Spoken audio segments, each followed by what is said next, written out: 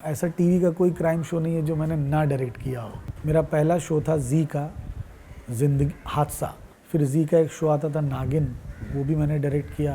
फिर जी का एक शो था भागों वाली करके, वो मैंने बहुत साल डायरेक्ट किया। एक शो आता था सोनी पे क्राइम पेट्रोल। मैं धीरे से क्राइम में शिफ्ट हो गया।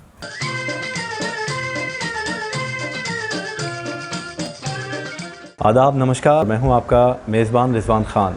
हमारे साथ इस वक्त जो शख्स मौजूद हैं वो टीवी की दुनिया के, अगर कहें कि क्राइम की दुनिया के, यानी उसके अगर बादशाह कहें तो वो गौरव प्रेम श्री साहब हमारे साथ इस वक्त मौजूद हैं। और जब क्राइम सीरीज़ की बात आती है तो इन्हीं का नाम सबसे पहले आता है। तो नमस्कार सर, बहुत खुशी हुई आपसे मिलके। जब क्राइम की बात आती है, चाहे सावधान इंडिया हो, क्राइम पेट्रोल हो, उसको भी सर ही डायरेक्ट करते हैं, यानी गौरव प्रेम श्री। ये बहुत बड़ा नाम है टीवी की दुनिया का क्राइम में।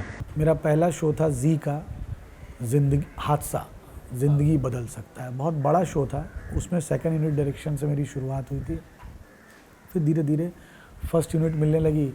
फिर जी का एक शो आता था नागिन, वो भी मैंने डायरेक्ट किया। फिर जी का एक शो था भागों वाली करके, वो मैंने बहुत साल डायरेक्ट किया, उसमें क्रिएटिव डायरेक्टर भी रहा, डायरेक्टर भी रहा। फिर बिग मैजिक का एक शो था पुलिस फाइल्स, वो डायरेक्ट करने लगा। देन धीरे धीरे काम शुरू हो चुका था, अच्छा काम शुरू हो चुका था। और 2014 में एक शो आता था सोनी पे क्राइम पेट्रोल।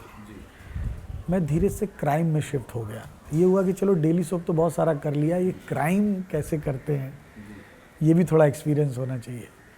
2014 में क्राइम में शिफ्ट हुआ और ऊपर वाले की दया से ऐसा हुआ कि 2014 से लेकर अभी तक मैं क्राइम शो कर रहा हूँ। ऐसा टीवी का कोई क्राइम शो नहीं है जो मैंने ना डायरेक्ट किया हो, चाहे वो फेयर फाइल्स हो, हॉरर शो, क्राइम पेट्रोल हो, सावधान इंडिया हो, अपना क्या बोलते हैं ये क्राइम अलर्ट हो, जो अभी दंगल का नंबर 1 चैनल है। धीरे धीरे कारवां चलता गया, लोग जुड़ते गए, कारवां बन गया। फिर 2018 में मैंने अपनी एक कंपनी शुरू की, S3 info media private limited करके, और मुझे प्रोड्यूस करने का मौका मिला जो मुझे दंगल नहीं दिया, क्राइम अलर्ट शो। तो क्राइम अलर्ट शो ये है कि मैं प्रोड्यूस भी करता हूँ और डायरेक्ट भी करता हूँ। 5-6 साल हो गए हैं। अब मेरी कंपनी में क्या है, क्राइम अलर्ट चलता है, शिमारू का एक शो है क्राइम वर्ल्ड, टाटा स्काई के लिए मैंने बहुत सारे छोटी छोटी वेब सीरीज़ बनाई हैं, कई सारी वेब सीरीज़ पे काम चल रहा है छोटे चैनल्स के लिए। तो अभी ऊपर वाले की दया से ये हो गया है कि मैं पहले डायरेक्टर था, मैं प्रोड्यूसर बन गया। ठीक है, अब प्रोड्यूसिंग और डायरेक्टिंग का काम साइमल्टेनियसली चल रहा है। यहाँ मैं एक वेब सीरीज़ डायरेक्ट कर रहा हूँ। ये वेब सीरीज़ का नाम है स्क्रैप। और स्क्रैप क्यों नाम है इसमें कि कोई भी चाहे वस्तु हो, चीज़ हो या हम इंसान, जब हमारी वैल्यू ख़त्म हो जाती है तो हम कबाड़ बन जाते हैं। ये उस पर आधारित है। बहुत अच्छी स्टोरी है। ये हमारे मित्र हैं राम पाटिल जी, उन्होंने कहानी लिखी है। और हम ये इस कहानी से ये बताना चाहते हैं कि इंसान को हमेशा ये समझना चाहिए कि यार जब तक उसकी वैल्यू है तभी तक लोग उसको पूछेंगे। जिस दिन उसकी वैल्यू ख़त्म हो जाती है लोगों की नज़रों में, वो स्क्रैप बन जाता है। तो ये इस कहानी का वो है। अच्छा, बहुत सारी हज़ारों कहानियाँ आपके सामने आई होंगी, आपने क्राइम पे इतने सालों से काम किया है। कौन सी ऐसी कहानी है जो वाकई आपके दिल को छू गई हो, या आप बहुत ज़्यादा सेंसिटिव हो गए हो, इमोशनल हो गए हो उस कहानी को जानकर? कुछ ऐसा याद है? हाँ बिल्कुल, बहुत अच्छी एक कहानी है मैंने की है। उस कहानी का नाम मैंने रखा था एतबार। ये कहानी ओरिजिनल कहानी थी। बरेली के पास एक गांव है, वहाँ पर एक बुढ़ा और बुढ़िया रहते थे, माँ बाप। उनका बच्चा गुम हो गया, मतलब उनका लड़का 24-25 साल का था, वो गुम हो गया। और वो लोग पुलिस स्टेशन में गए रिपोर्ट लिखवाने के लिए।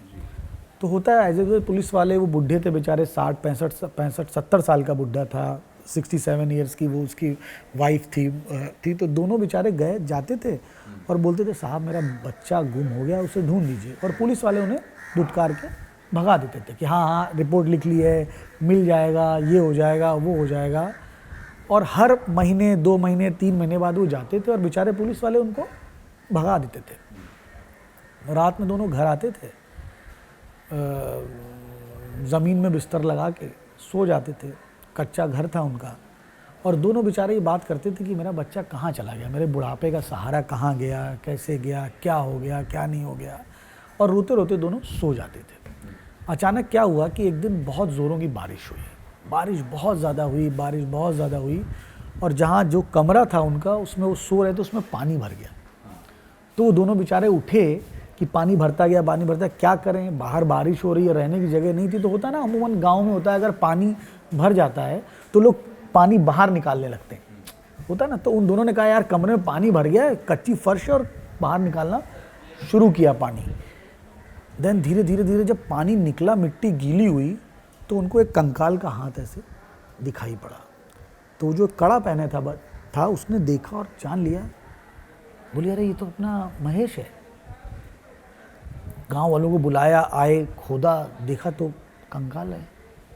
मतलब वो उसका बच्चा था, उन्हीं के घर में मार के गाड़ दिया, और माँ बाप बेचारे 6 महीने तक उसकी लाश पे सोते रहे। मेरे रूस बमा ने इस कहानी को बताते हुए, मैं आपको लिंक भेजूंगा, आप देखना वो कहानी, आप रोने लगोगे कि माँ बाप बेचारे उसकी लाश पे सोते रहे और सपना देखते रहे कि मेरा बच्चा कहाँ चला गया, आएगा तो मैं ऐसी शादी करूँगा, ये होगा वो होगा। और एंड ऑफ द क्या होता है कि बच्चे की लाश निकलती है। उसमें बड़ी ज़बरदस्त कहानी है, बहुत ज़बरदस्त हिट हुई थी कहानी। आपने कहा कि आप डायरेक्टर रहे, फिर आप अब शो भी प्रोड्यूस करते हैं, खुद आपका प्रोडक्शन हाउस भी है। तो क्योंकि शुरुआत आपने एक्टिंग से की थी, तो कभी ऐसा लगा कि नहीं मैं खुद को भी कास्ट करके देखता हूँ एक बार, ये रोल मुझ पर बहुत सूट करेगा? लगा नहीं कि ये रोल मेरे पे सूट करेगा या मैं खुद को कास्ट करके देखूं, लेकिन मेरी तमन्ना है कि आगे जाके कोई एक रोल मैं ऐसा करूंगा जो यादगार होगा। हाँ, तो वो रोल अब तक मिला नहीं है आप? नहीं, अभी तक नहीं मिला। अच्छा, मैं क्राइम से एक सवाल भी आपको इसलिए, क्योंकि व्यूवरशिप बहुत ज़्यादा क्राइम की आती है, तो उसके पीछे एक वजह ये भी मानी जाती है कि लोग अलर्ट होना चाहते हैं कि हमारे समाज में बहुत सारे क्राइम्स हैं और किस तरह से उससे अपने आप को या अपने परिवार को बचाया जाए या कैसे प्रिकॉशंस लिए जाएं। तो इसके पीछे ये भी फैक्टर हो सकता है क्या कि आप क्राइम की तरफ आए, या बस एक इंटरेस्ट था आपका? नहीं, इंटरेस्ट था सिर्फ, और कुछ नहीं, क्योंकि डेली सोप करते करते ऊब गया था। वही सेट, वही लोकेशन, वही 5-6 आर्टिस्ट। और डेली सोप में क्या होता है कि धीरे धीरे आपकी सारी क्रिएटिविटी ख़त्म हो जाती है ना। वहाँ कुछ बहुत ज़्यादा करने के लिए एक्सपेरिमेंट होता नहीं है। क्राइम शोज़ या एपिसोडिक शोज़ में क्या होता है कि आपके पास करने के लिए बहुत होता है।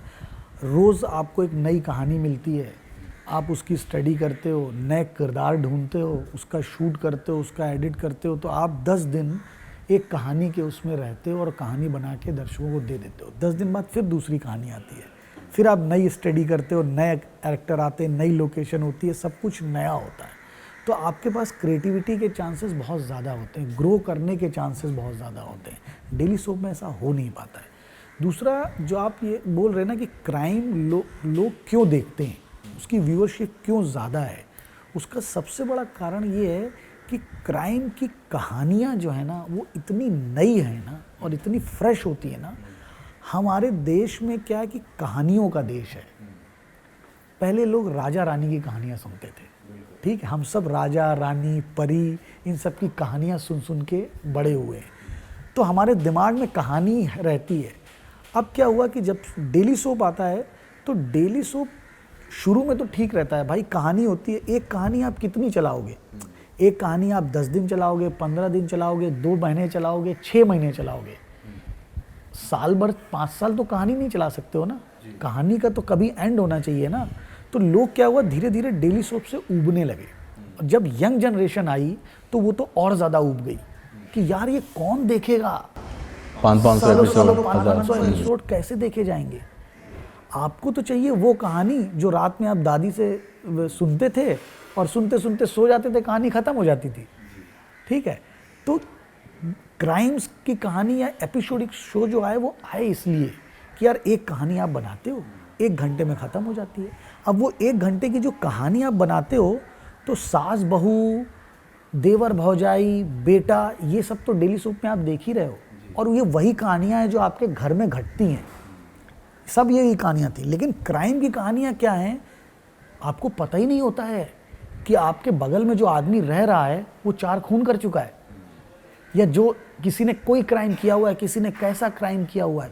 तो आपको एक तो उस चीज़ से अलर्ट भी रहना है कि आपको पता चले कि भाई मेरे आसपास हो क्या रहा है और किस तरह से हो रहा है। तो हमको एक तो वो जानना रहता है, और दूसरा ये रहता है कि भाई हम होते हैं ना कि क्यूरियोसिटी रहती है कि रोज़ मुझे नई एक कहानी चाहिए, शुरू हो शाम को ख़त्म हो जाए। मतलब हम खाने पे बैठे हैं, हमने कहानी देखना शुरू किया, खाना मेरा ख़त्म हुआ, तब तक कहानी ख़त्म हो गई, सो जाए। कल का कोई झंझट नहीं है। कल अगर नहीं भी देख पाएंगे तो परसों एक अलग एपिसोड देख लेंगे। तो ये रीज़न है कि धीरे धीरे क्राइम शोज़ बहुत बढ़ते रहे। आज हर चैनल क्राइम शो बना रहा है, सारी वेब सीरीज़ जो है वो क्राइम पे बन रही हैं, और कोई मतलब बहुत ऐसा रीज़न नहीं है। आपकी शुरुआत डायरेक्शन में क्या आपको पहले से ही शौक़ था या किसी को देख के? क्योंकि लोग तो हमेशा सोचते हैं कि एक्टर बने, या बम्बई जाऊंगा तो आप, क्योंकि कानपुर से आप ताल्लुक़ रखते हैं, बम्बई आकर लोग सोचते हैं कि कैमरा के सामने आएंगे ताकि ग्लैमर भी है, लोग पहचाने भी जाएंगे। डायरेक्टर कभी ऐसा नहीं सोचता कि मुझे सामने आना है या मुझे लोगों के बीच अपनी एक चेहरा बनाना है या पहचान बनानी है। तो आपके जहन में क्या था सबसे शुरू में? रिजवान यार, था क्या कि बचपन से ही मुझे ये था कि एक्टर बनना है। अच्छा, आपको भी था? बचपन से था कि मुझे एक्टर बनना है, बम्बई जाना है और मैं एक्टर ही बनूंगा। ठीक है, इसलिए मैं थिएटर वगैरह भी करता रहा कानपुर में। बेसिकली मैं उत्तर प्रदेश कानपुर से हूँ, मेरी पढ़ाई लिखाई भी सारी कानपुर में हुई। बचपन से शौक़ था एक्टर बनने का, तो फिर थिएटर वगैरह कानपुर में करने लगा, सारा कुछ हुआ। फिर लखनऊ में एक इंस्टीट्यूट है, Bharatendu academy of dramatic arts, जहाँ से 2 साल का थिएटर का डिप्लोमा होता है। क्योंकि घर वाले कभी चाहते नहीं थे कि मैं इस फील्ड में जाऊँ। अमूमन नॉर्थ में किसी के घर वाले नहीं चाहते। अब तो लोगों का ये हो गया कि नहीं, मेरे बेटा एक्टर बने, बेटी एक्टर बने। आज से 15-20 साल पहले लोग नहीं चाहते थे कि लड़का इस फील्ड में आए। लेकिन चूँकि मेरी ज़िद थी कि नहीं मुझे जाना है, तो मेरे फादर जो कि लॉयर हैं वो चाहते थे कि मैं लॉयर बनूं। इसलिए मैंने ग्रेजुएशन किया और LLB पढ़ा भी है। अच्छा। हाँ, लेकिन मेरा मन लगता नहीं था। मुझे ये था कि बस किसी तरीके से कुछ रास्ता मिले और मैं निकलूँ यहाँ से। रास्ता मिल गया, Bharatendu academy of dramatic arts में मेरा एडमिशन हो गया। फादर से पूछा कि जाना है। फादर ने कहा जब ज़िंदगी बर्बाद करनी है, खुद ही पैर पे कुल्हाड़ी मार रहे हो, तो मेरे से मतलब नहीं, जो मर्जी आए वो करो। झोला उठाया, लखनऊ आ गया। 2 साल थिएटर की पढ़ाई की वहाँ पर। तब तक भी था कि यार एक्टर ही बनना है। अच्छा। क्योंकि एक्टिंग ही करता था, स्टेज शोज़ करता था। तब तक मैं करीब 50-60 बड़े प्लेस कर चुका था। तो ये था कि हाँ, वहाँ से उसके बाद हम फिल्म एंड टेलीविज़न इंस्टीट्यूट है पूना में, वहाँ पढ़ने गए एक स्पेशल कोर्स के लिए जो 6 महीने का था। और मैं वहाँ पढ़ने लगा तो मुझे धीरे धीरे ये एहसास हुआ कि मेरे अंदर एक ऐसी क्वालिटी है कि एक वहाँ से मेरे को समझ में आया कि डायरेक्टर क्या होता है, डायरेक्टर है क्या चीज़, कैसे करते हैं, फिल्में बनती कैसे हैं। अब मुझे ये जानना था कि यार ये बनती कैसे हैं। वहाँ से जो मेरा क्यूरियोसिटी पैदा हुई कि यार मैं एक्टर तो हूँ, मैं एक्टिंग करता रहता हूँ, लेकिन मुझे ये जानना है यार ये काम फिल्में बनती कैसे हैं। तब मेरे जहन में आया, अच्छा डायरेक्टर एक ऐसी चीज़ होता है जो फिल्में बनाता है, जो ये सारा करता है, ये चीज़ होती है। फिर मैंने तय कर लिया, मैंने कहा यार मुझे एक्टिंग तो ठीक है, आती है, सब कुछ सही है, लेकिन मैं अब डायरेक्टर बनूंगा। और 6 महीने का जो कोर्स था, इंटेंस कोर्स, मेरे सारे बैचमेट एक्टिंग में थे, उसमें सिर्फ मैं अकेला डायरेक्शन में चला गया। मैंने कहा नहीं, मुझे डायरेक्शन ही सीखना है। देन उसके बाद फिर हम 2005 में बॉम्बे आए। एज़ यूजुअल बॉम्बे में सारे जैसा स्ट्रगल सबके साथ होता है, मेरा भी हुआ। कभी काम मिला, कभी नहीं मिला। धीरे धीरे असिस्टेंट का काम मिलने लगा, असिस्टेंट डायरेक्शन में काम करने लगे। ऊपर वाले की दुआ से काम अच्छा करते थे, लोग जानने लगे। 2009 में मैं इंडिपेंडेंट डायरेक्टर बन गया। ऑलमोस्ट 20 साल हो चुके हैं, 20-21 साल। तो आप सेटिस्फाइड हैं कि आपने जिस चीज़ के लिए घर छोड़ा था वो मकाम हासिल कर लिया? नहीं यार, अभी सेटिस्फेक्शन नहीं है। नहीं है, कुछ नहीं किया है। अच्छा, अभी बहुत कुछ करना है। बहुत कुछ करना है, अभी कुछ सीखा नहीं है, अभी कुछ आता नहीं है। जिस तरह का, जिस लेवल का काम पूरी वर्ल्ड में हो रहा है, सिनेमा में कह लीजिए या टीवी में कह लीजिए, उस लेवल का काम तो अभी हमने जाना ही नहीं है, हमने समझा ही नहीं है उस लेवल का काम। अभी तो धीरे धीरे सीखना है, क्योंकि उस लेवल तक जाने के लिए और अभी टाइम लगेगा। बहुत शुक्रिया सर, बहुत अच्छा लगा आपसे बात करके। और हम दुआ करते हैं और उम्मीद करते हैं कि आप जो भी आगे काम करें वो ऐसे ही कामयाब हों जैसा कि आपने पीछे काम करते आए हैं। Thank you. तो अगले एपिसोड में किसी और शख्सियत के साथ रूबरू होंगे। मुझे दीजिए इजाज़त। आदाब, नमस्कार।